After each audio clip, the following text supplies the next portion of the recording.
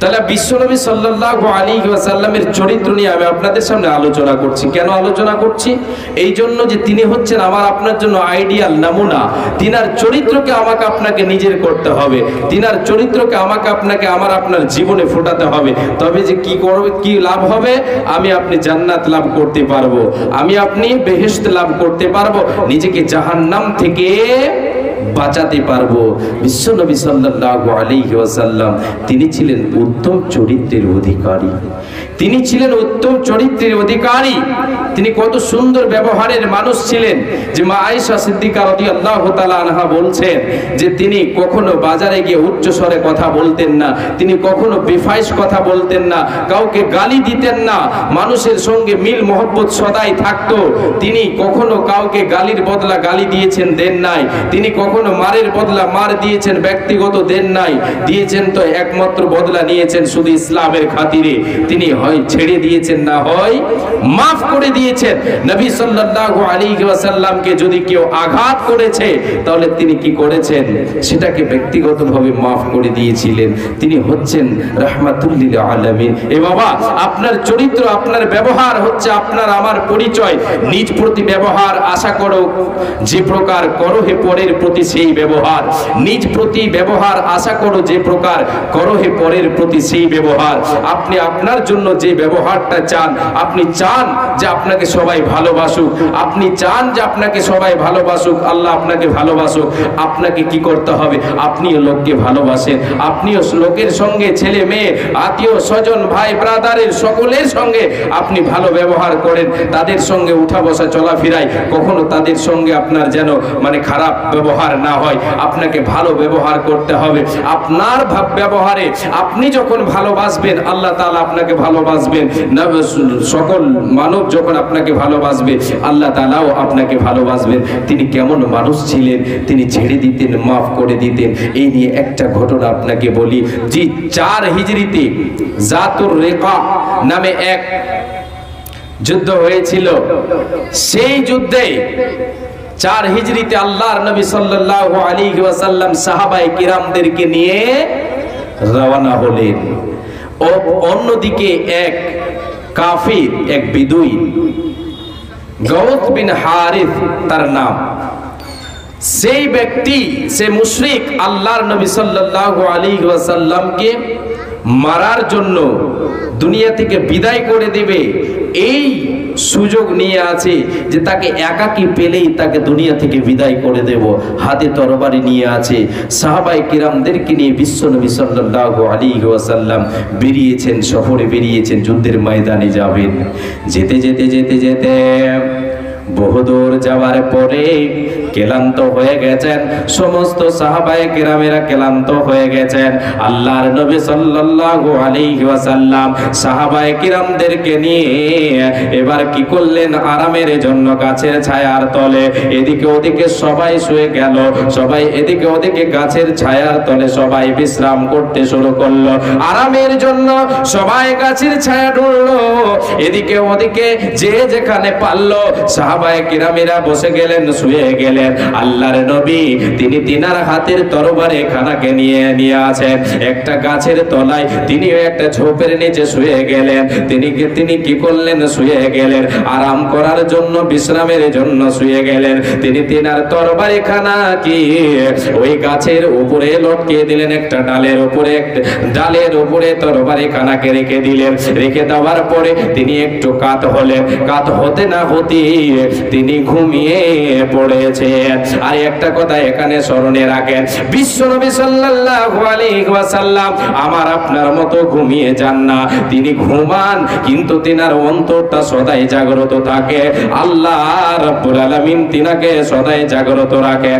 বিশ্বনবী ঘুমিয়ে গেলেন, তিনি ঘুমিয়ে গেলেন। এইদিকে গাউস বিন হারিস সুযোগ নিয়ে আছে যে মুহাম্মদকে যদি একাকী পেয়ে যায় তাহলে এরকে কাতাল করে শেষ করে দেব, দুনিয়া থেকে বিদায় করে দেব, আমার নামটা ছড়িয়ে যাবে। এই সুযোগ নিয়ে সে কিন্তু দেখছি যে সাহাবায়ে কিরামেরা এদিক ওদিকে আছে, রাসূলের মানে মুহাম্মদের সাথীরা এদিকে ওদিকে সবাই আছে, মুহাম্মদ একাকী এক গাছের তলায় আছে। সে চুপিসারে গেল, চুপিসারে গিয়ে ওই যে তরবারিখানা বিশ্বনবী সাল্লাল্লাহু আলাইহি ওয়াসাল্লামের তরবারিখানা হাতে নিল। নেওয়ার পরে নবীর মাথার সামনে দাঁড়িয়ে গিয়ে বলে, মাইয়ামনাউকা মিন্নি ইয়া মুহাম্মদ, ইয়া মুহাম্মদ মাইয়ামনাউকা মিন্নি। এ মুহাম্মদ, তুমি বলো আমার হাত থেকে আজ তোমাকে কে বাঁচাবে রে? অনেক দিন থেকে আমি সুযোগ খুঁজছি, আজকে তোমাকে সুযোগ পেয়েছি, তোমাকে আজকে শেষ করে দেব। এই যে তরবারি দিয়ে তোমাকে শেষ করে দেব, তোমার তরবারি দিয়ে তোমাকে আমি শেষ করে দেব, তোমাকে আর রাখবো না। এ মুহাম্মদ, তুমি বলো তোমাকে আমার হাত থেকে আজকে কে বাঁচাবে? যখনই এই কথা বলা বিশ্বনবী সাল্লাল্লাহু আলাইহি ওয়াসাল্লাম একটি বাক্য বলেছিলেন, আমাকে বাঁচাবেন আল্লাহ। কে বাঁচাবে? আল্লাহ, আমাকে আল্লাহ বাঁচাবেন। এই কথা বলা মাত্রই সেই কাফিরের গাউস বিন হারিসের হাত থেকে তরবারিখানা ছুটে পড়ে গেল। এবার নবীজি আমার তরবারিখানাকে হাতে নিলেন। নেওয়ার পরে তিনি এবার বলছেন, রে মুশরিকে আল্লাহর গোলাম বল, এতক্ষণ তো তুমি আমাকে বলছিলে কে বাঁচাবে? মুহাম্মদ বলো তোমাকে কে বাঁচাবে? আমি বলেছি আমার আল্লাহ আমারে বাঁচাবে। আমার আল্লাহ আমাকে বাঁচিয়ে নিলেন, তোমার ক্ষমতা খতম হয়ে গেল। এবার তুমি বলো যে তোমাকে আমার হাত থেকে কে বাঁচাবে বলো। সেই মুশরিক বলেছিল, গাউস বিন হারিস বলেছিল, মুশরিক অবস্থার কথা বলছে আপনাকে। সে বলেছিল যে আমাকে বাঁচাবে মুহাম্মদ, তুমি ছাড়া আমাকে বাঁচাবার কেউ নাই। কেন? সে তো আল্লাহকে বিশ্বাস করে না। নবীজি আমার সাহাবায়ে কিরামদেরকে ডাকলেন। সাহাবায়ে কিরামদেরকে ডেকে সবাই যখন একত্রিত হলো, নবী আমার তাদেরকে কথাটা বললেন, রে আমার সাহাবীরা, সে আমাকে দুনিয়া থেকে বিদায় করে দেওয়ার জন্য আমার কাছে এসেছিল রে, আমাকে মারার জন্য চেষ্টা করেছি। এবার সাহাবায়ে কেরামদের এই কথা শুনে সকলের রক্ত গরম হয়ে গেল। সবাই চেষ্টা করে যে তাকে দুনিয়া থেকে বিদায় করে দেব। নবীর গর্দান কাটতে এসেছে এই আল্লাহর গোলামি, আল্লাহর দুশমন, নবীর দুশমন এসেছে গর্দান কাটতে। নবীজি একে রাখবো না। নবীজি আমার সেই ব্যক্তিকে মাফ করে দিলেন, ক্ষমা করে দিলেন। এরপরে তিনি নবীজির এই চরিত্র দেখে যে তিনি চাইলে বদলা নিয়ে নিতে পারতেন, কোনো কিছু করার তার ছিল না। কিন্তু নবী আমার উত্তম চরিত্রের অধিকারী, তিনি ভালো মানুষ, কতটা ভালো মানুষ, তিনি তারে মাফ করে দিলেন, ক্ষমা করে দিলেন, ছেড়ে দিলেন। পরক্ষণে সেই ব্যক্তি আল্লাহর বান্দা, সেই ব্যক্তি নবীর সাহাবী হয়ে গেল, যার তার টাইটেল হয়ে গেল রাদিয়াল্লাহু আনহুম ওয়া রাদূহু আনহু। সে আল্লাহর নবীর সাথী হয়ে গেল, কালেমা পড়ে ইসলাম কবুল করলো।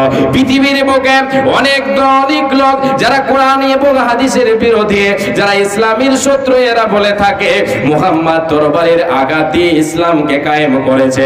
এটা সম্পূর্ণ ভুল ধারণা।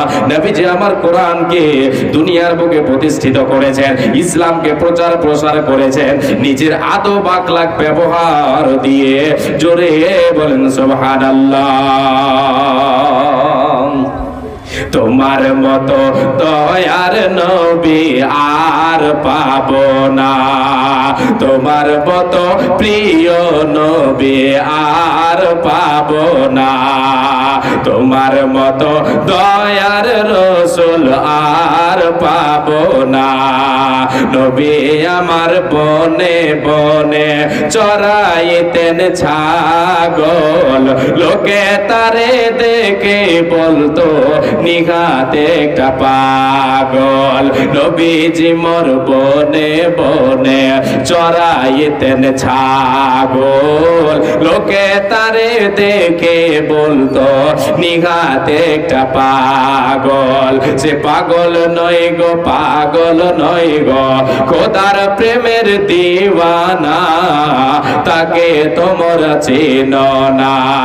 তোমার মতো প্রিয় নবী আর পাবো না, তোমার মতো দয়ার রাসূল আর পাবো না। বিশ্বনবী সাল্লাল্লাহু আলাইহি ওয়াসাল্লাম তিনি মাফ করে দিলেন, সেই ব্যক্তিকে মাফ করে দিলেন, ছেড়ে দিলেন।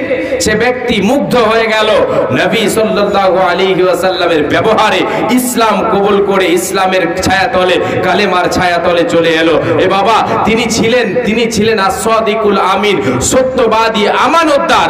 আজকে আমি আপনি পৃথিবীর বুকে যদি উত্তম চরিত্রের অধিকারী হতে চাই, আমার আপনার জীবনে ভালো চরিত্র ফোটাতে চাই, তাহলে আপনাকে আমাকে সত্যবাদী হতে হবে, আমাকে আপনাকে আমানতদার হতে হবে। আমানতের খেয়ানত করলে, সত্যবাদী যদি আপনি না হন, যদি আপনি মিথ্যাবাদী হন, তাহলে কখনো উত্তম চরিত্রের অধিকারী হতে পারেন না। বিশ্বনবী ছিলেন সত্যবাদী, তিনি ছিলেন সত্যবাদী, তিনি ছিলেন উত্তম চরিত্রের অধিকারী, তিনি ছিলেন আমানতদার। এর প্রমাণ কাফিরের দল, মুশরিকের দল, বেঈমানেরা, মক্কার মুশরিকেরা, তারাই নিজে সাক্ষী দিয়েছে নবী মুহাম্মদ হচ্ছেন as-সাদিকুল আমিন, মুহাম্মদ হচ্ছে সত্যবাদী। আল্লাহর নবী সাল্লাল্লাহু আলাইহি ওয়াসাল্লামকে আল্লাহ তাআলা এই আয়াত যখন তিনার উপরে অবতীর্ণ করলেন, ওয়ানদির আশিরাতাকাল আকরাবিন, হে নবী মুহাম্মদ, তুমি তোমার আত্মীয় স্বজন, তোমার পাড়া প্রতিবেশী, তোমার গোষ্ঠীর লোককে, তোমার খানদানের লোককে তুমি জাহান্নামের আগুন থেকে বাঁচাও। তাদেরকে জাহান্নামের আগুনের কথা বলো, জাহান্নামের ভয়ের কথা বলো, জাহান্নামের আগুন থেকে তাদেরকে বাঁচাও। নবীজি আমার এই আয়াত অবতীর্ণ হওয়ার পরে চলে গেলেন সাফা পর্বতে, সাফা পাহাড়ের উপরে চড়ে সকল কুরাইশের লোককে ডাক দিলেন, কুরাইশদেরকে ডাক দিলেন, এই আমার গোত্রের লোকেরা, এই কুরাইশের দল, তোমরা শোনো, তোমরা এসো, তোমরা এসো। যখনই এই কথা নবীজি আমার বললেন, গায়ের চাদরটা হিলিয়ে দিলেন, হিলিয়ে দেওয়ার পরে আওয়াজ দিলেন কুরাইশের নেতায়, কুরাইশের লোকেরা, তোমরা সবাই এখানে উপস্থিত হয়ে যাও। এটা সে সময় প্রথা ছিল, যখন কোনো গুরুত্বপূর্ণ কথা আলোচনা করা হবে, গুরুত্বপূর্ণ কথা লোককে জানানো হবে, মাইক তো ছিল না, লাউড স্পিকার তো ছিল না, কি করে লোককে একত্রিত করা যায়, কি করে এক জায়গায় জমায়েত করা যায়, এই নিয়ে যে প্রথাটা ছিল, সেটা কি পাহাড়ের উচ্চ জায়গায়, পাহাড়ের উচ্চতায় গিয়ে যখনই আওয়াজ দিত, ওই আওয়াজটা চতুর্দিকে ভেসে যেত, দূরে ভেসে যেত। আর ওই আওয়াজ শুনে সবাই পাহাড়ের পাশে এসে দাঁড়িয়ে যেত। এবার আলোচনা শুরু হতো, যে কথা ছিল, যে কথার জন্য ডাকা হতো, সেই কথাটা তাদের সামনে তুলে ধরা হতো। নবীজি আমার সেই প্রথাকে অবলম্বন করলেন, গায়ের চাদরটাকে হিলালেন, ডাক দিলেন, কুরাইশের লোকেরা, আয় তোরা এখানে আয়, তোরা এখানে আয়। সবাই এসে উপস্থিত হয়ে গেল। নবীজি আমার বললেন, রে কুরাইশের লোকেরা, এ আমার খানদানের লোকেরা, আমার বংশের লোকেরা, তোমরা শোনো, আমি যদি তোমাদেরকে বলি, আমি মুহাম্মদ বিন আব্দুল্লাহ যদি তোমাদেরকে বলি যে এই পাহাড়ের পিছন দিক থেকে তোমাদের উপরে শত্রুপক্ষ আসছে, শত্রু আসছে, ঘোড়সওয়ার আসছে, অস্ত্র শস্ত্র নিয়ে আসছে, তোমাদের উপরে হামলা করবে, তোমাদেরকে শেষ করে দেবে, তোমাদেরকে বরবাদ করে দেবে, তোমাদের পিছে তারা চলে যাবে। এই কথাটাকে তোমরা বিশ্বাস করো? সবাই এক বাক্যে বলেছিল কি, মা জাররাবনা আলাইকা ইল্লা সিদকান, এ মুহাম্মদ, আমরা এর পূর্বে তোমাকে কোনদিন মিথ্যা কথা বলতে শুনি নাই। তুমি হচ্ছে একজন সত্যবাদী, তুমি মিথ্যা কোনদিন বলো নাই। তোমাকে এর পূর্বে কোনদিন মিথ্যা কথা বলতে শুনিনি, তুমি সত্যবাদী, এটা আমরা সকলে জানি তুমি সত্যবাদী, তোমার জবান দিয়ে, তোমার মুখ দিয়ে কোনোদিন মিথ্যা কথা বের হয় নাই। এ মুহাম্মদ, তুমি একজন সত্যবাদী, তুমি হলে আমানতদার, তুমি তো হলে আমিন, তুমি তো হলে আমানতদার, তুমি তো হলে সাদিক, তুমি তো হলো সত্যবাদী, তুমি তো হলে সত্যবাদী। বলো, যেটা তুমি বলবে সত্যই বলবে। নবীজি আমার এবারে বলতে শুরু করলেন, এসো কালেমার ছায়াতলে এসো। এ আল্লাহর গোলামেরা, তোমরা কালেমার ছায়াতলে এসো, আল্লাহর প্রকৃত বান্দার পরিচয় দেখাও। তোমরা সকলে বলো কুলু লা ইলাহা ইল্লাল্লাহ। আমরা সকলে বলি লা ইলাহা ইল্লাল্লাহ। কুলু, তোমরা সকলে বলো লা ইলাহা ইল্লাল্লাহ তুফলিহু তুফলিহু। এ কুরাইশের লোকেরা, তোমরা লা ইলাহা ইল্লাল্লাহ বলো এবং কালেমার ছায়াতলে এসো, তোমরা ইসলাম কবুল করে নাও। আমি যে নবীজি তোমাদেরকে দেখছি, তোমরা আগুনের মধ্যে তোমরা নিক্ষেপ হয়ে যাচ্ছ, অতএব তোমরা আনকিদু আনফুসাকুম মিনান নার। এরে আমার খানদান, এরে আমার বংশের লোকেরা, এ কুরাইশের লোকেরা, এ আব্দে মানাফ আব্দে শামসের লোকেরা, তোমরা সকলে তোমরা তোমাদের নফসকে বাঁচাও জাহান্নামের আগুন থেকে। এখান থেকে কি বুঝাবো?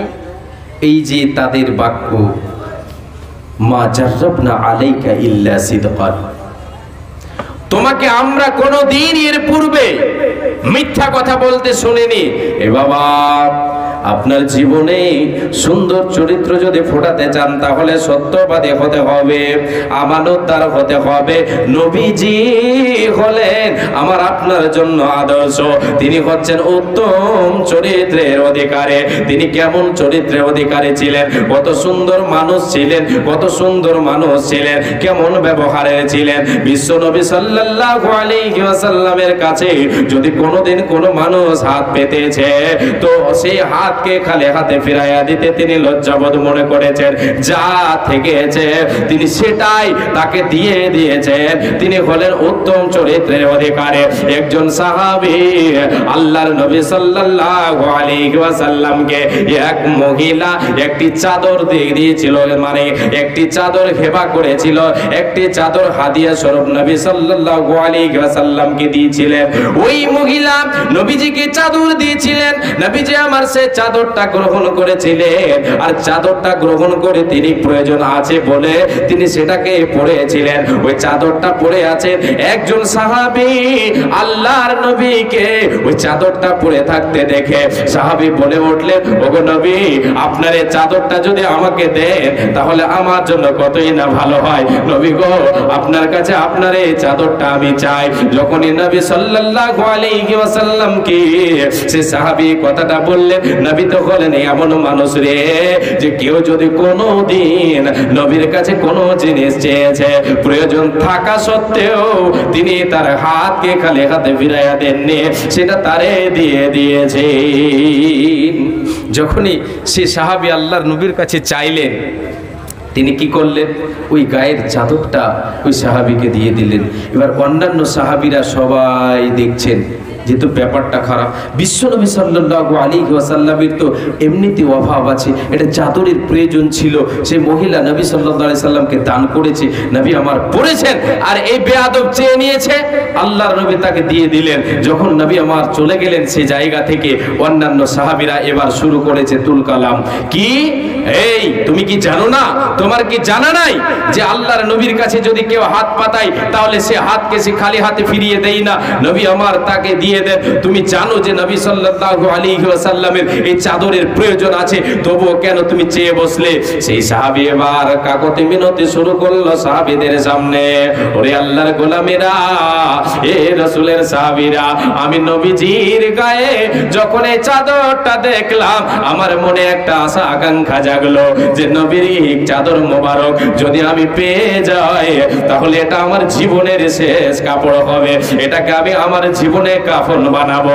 এই কাপড়টা মোবারক, এই কাপড় মোবারক নবীর শরীরে যে কাপড়টা লেগেছে ওই কাপড়টাকে পরে আমি দুনিয়া থেকে যাব। আমি আমার জীবনের শেষ পোশাক হিসাবে সেটাকে আমি গ্রহণ করতে চেয়েছি রে। এই বলে আমার মনে আশা আকাঙ্ক্ষা জাগলো। আমি নবীজির কাছে চেয়ে ফেললাম, নবী আমার দিয়ে দিলে।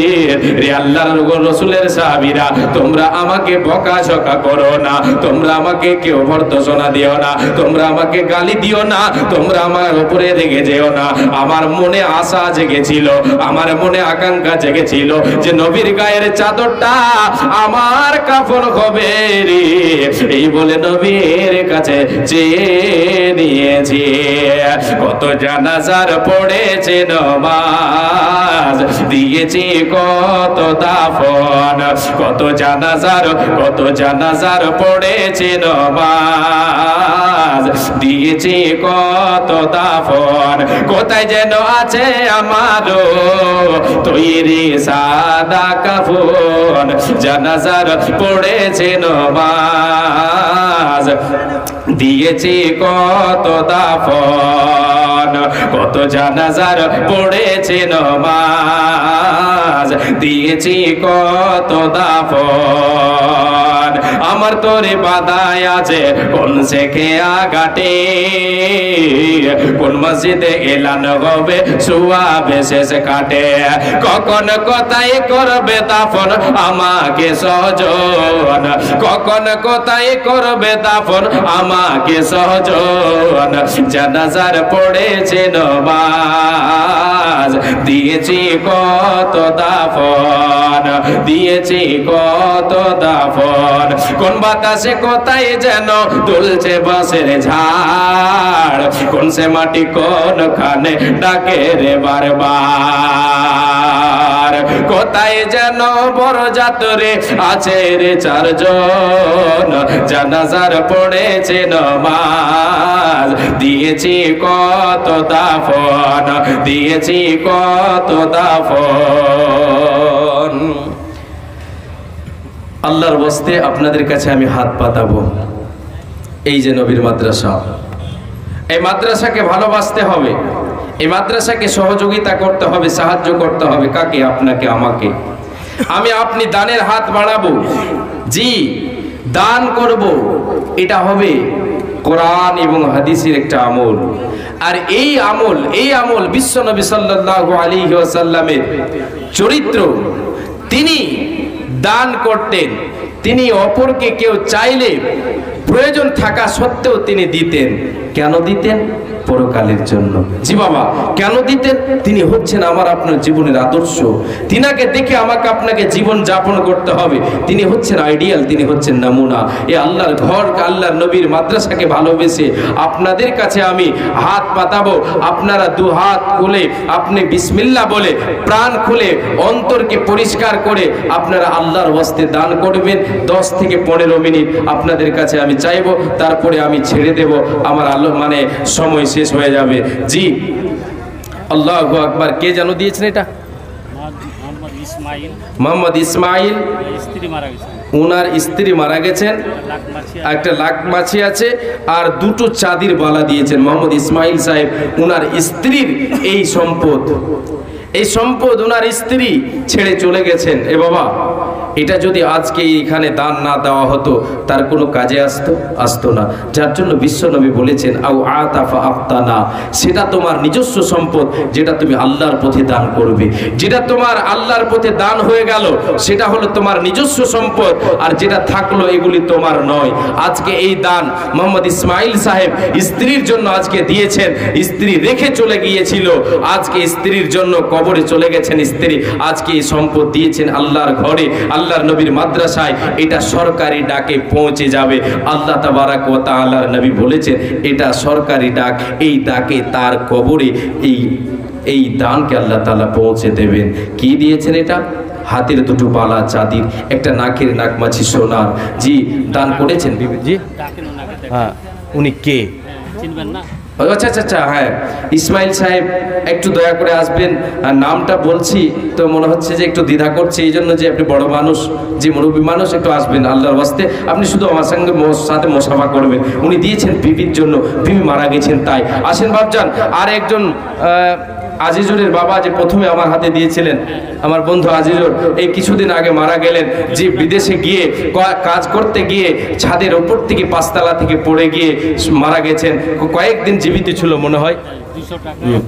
উনি ছেলের জন্য কান্না, মানে চোখ মানে চোখে অশ্রু ঝরছে এমন অবস্থায় এসে ছেলের জন্য 200 টাকা এবং 1 মণ ধান দিয়েছেন। গরিব মানুষ। হে আল্লাহ তাআলা, তোমার বান্দা দিয়ে গেছেন আজকে ছেলেকে বলে খুব সুন্দর ব্যবহার ছিল সেই ছেলের, সেই ছেলের আজকে যুবক ছেলে দুনিয়া ছেড়ে চলে গেছে। হে আল্লাহ তাআলা, বাবাকে তুমি সান্ত্বনা দাও। হে রব্বুল আলামিন, সবুর করার তুমি তৌফিক দাও। হে রব্বুল আলামিন, আজিজুর রহমান আজকে দুনিয়াতে নাই, বাবা আজকে দিয়েছেন, বাবা আজকে তার জন্য দান করেছেন 200 টাকা এবং 1 মণ ধান দান করেছেন।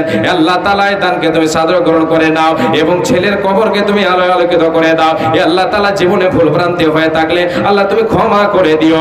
ওগো আল্লাহ, তুমি দয়াবান, তুমি গফুর, তুমি গাফফার। তুমি দয়া না করলে পৃথিবীর কেউ দয়া ক্ষমা করতে পারে না।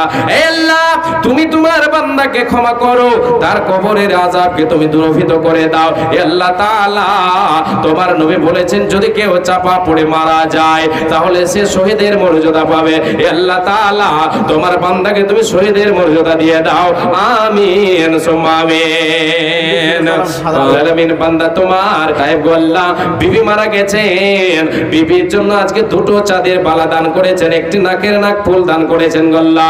হে রব্বুল আলামিন, তার সঙ্গে 20 কেজি ধান আবার দিয়ে দিলেন। হে আল্লাহ তাআলা, এই দানকে তুমি সাদর গ্রহণ করে নাও। হে রব্বুল আলামিন, আমি তোমার গুনাহগার বান্দা, তোমার কাছে হাত উত্তোলন করেছি রে আল্লাহ। হে আল্লাহ তাআলা, তুমি আমার হাতকে খালি হাতে ফিরাইয়া দিও না। হে আল্লাহ তাআলা, তোমার অনেকগুলো বান্দা মুরব্বী সাহেব, অনেক দিনদার ইমানদার বসে আছে, সকলের কাছে আমি এই দোয়ার আবদার করি, সবাই যেন তোমার সেই বান্দার জন্য দোয়া করে। তোমার বান্দি কবরে চলে গেছে, কবরে কে আলাদা আছে আল্লাহ তুমি ভালো জানো, কবরটাকে তারা প্রশস্ত করে দাও। হে রব্বুল আলামিন, তুমি তোমার রহমতের চাদর দিয়ে ঢেকে নাও। ও গো আল্লাহ দয়াময়ী, দয়া প্রকাশিয়া এ দানকে নাও গ্রহণ করিয়া। কি দোয়া করিব মওলা বন্দিরে, কারণ মওলা তুমি তারে দাও সুখের জীবন। এ দানিকে যেই দিনে লোক সবে হবে দিশাহারা, বিলাইবে প্রভু তারে সারা বান্তা ঘোরা। যেই দিনে সূর্য আসবে মাথার উপরে, এই দান যেন তারে ছায়া করে থাকে। এ দানের প্রতি তুমি হয়ে যাও সাকা, হাসর মাঠে আইস্তের সাথে করে দিও দেখা। আমিন সুম্মা আমিন।